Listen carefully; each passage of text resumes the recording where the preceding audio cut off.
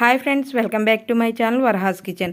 ఈరోజు రెసిపీ వచ్చేసి పాస్తా. ఈ పాస్తాని మార్నింగ్ టైంలో బ్రేక్ఫాస్ట్గా కానీ ఈవినింగ్ టైంలో స్నాక్లా కానీ చేసుకొని తింటే చాలా టేస్టీగా ఉంటుంది. ఇంక లేట్ చేయకుండా తయారీ విధానం ఏమిటో చూసేద్దాము. ఇక్కడ పాస్తా తయారు చేసుకోవడం కోసం నేను మ్యాక్రోని మ్యాంగో పాస్తాను తీసుకున్నాను.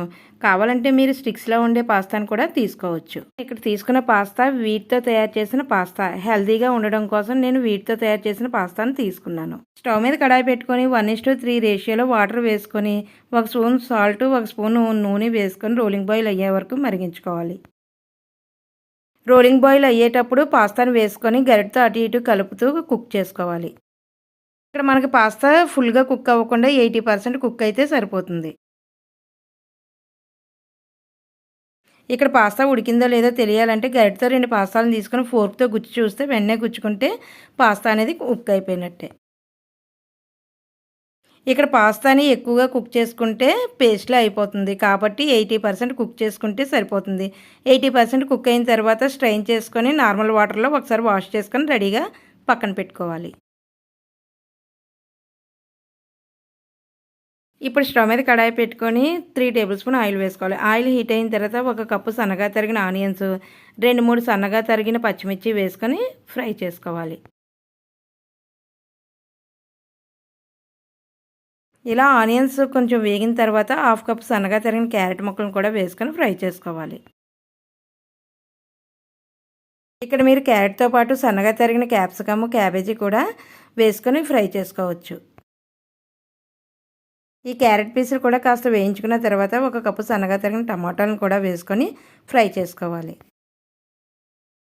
ఇక్కడ టమాటాలు ఫాస్ట్గా మగ్గడం కోసం 2 మినిట్స్ పాటు మూత పెట్టుకొని మగ్గించుకుంటే సరిపోతుంది. 2 మినిట్స్ తర్వాత మూత తీసి చూస్తే ఆల్మోస్ట్ కుక్ అయిపోయి ఉంటాయి.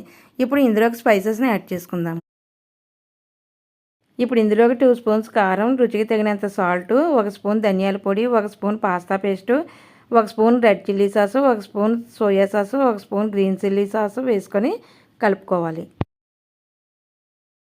ఇక్కడ మీకు పాస్తా పేస్ట్ అవైలబుల్గా లేకపోతే స్కిప్ చేయొచ్చు. ఈ సాసెస్ అన్ని వేసుకున్న తర్వాత బాగా ఫ్రై చేసుకోవాలి. ఇవన్నీ 2 మినిట్స్ పాటు హై ఫ్లేమ్లో ఫ్రై చేసుకున్న తర్వాత గ్రేవీకి తగ్గట్టుగా వాటర్ వేసుకోవాలి. ఇక్కడ నేను 2 గ్లాసెస్ వాటర్ని యాడ్ చేసుకున్నాను. మూత పెట్టుకొని 2 to 3 మినిట్స్ పాటు కుక్ చేసుకోవాలి. 3 మినిట్స్ తర్వాత మూత తీసి చూస్తే గ్రేవీ అనేది బాగా కుక్ అయిపోయి ఉంటుంది. ముందుగా ఉడికించి పెట్టుకున్న పాస్తాని ఇందులో వేసుకొని ఒకసారి బాగా కలుపుకోవాలి. ఇక్కడ మనం పాస్తాని కలుపుకునేటప్పుడు కింద నుంచి పైకి పాస్తాని కలుపుకుంటూ ఉంటే పాస్తా అనేది విరిగిపోకుండా విడివిడిగా వస్తుంది. ఇలా మనం 3 to 4 మినిట్స్ పాటు పాస్తాని కలుపుకొని వేయించుకుంటే పాస్తా అనేది రెడీ అయిపోయినట్టే. ఇప్పుడు స్టవ్ ఆఫ్ చేసుకొని సర్వింగ్ బౌల్లో తీసుకొని సర్వ్ చేసుకుంటే పాస్తా అనేది రెడీ అయిపోయినట్టే. ఇంక లేట్ చేయకుండా మీరు మీ ఇంట్లో ట్రై చేసి ఎలా వచ్చిందో నాకు కామెంట్ చేయండి. వీడియో నచ్చితే ఒక లైక్ చేసి ఇలాంటి సింపుల్ అండ్ టేస్టీ రెసిపీస్ కోసం మన ఛానల్ సబ్స్క్రైబ్ చేసుకోండి.